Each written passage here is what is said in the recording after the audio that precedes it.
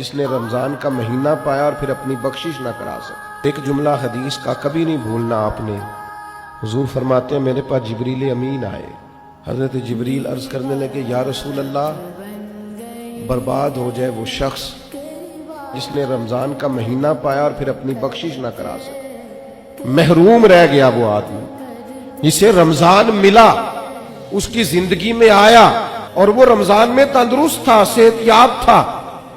پھر رمضان کی برکات نہ سمیٹ سکا، وہ محروم رہ گیا اور وہ برباد ہو جائے، اس کی ناک خاک آلود ہو جائے۔ حضور فرماتے حضرت جبریل نے جب یہ کہا تو میں نے کہا آمین،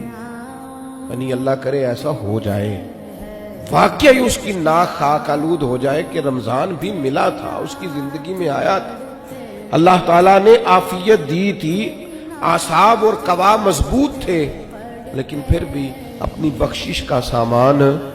نہیں کر سکا، اس کی ناک خاک آلود ہو جائے۔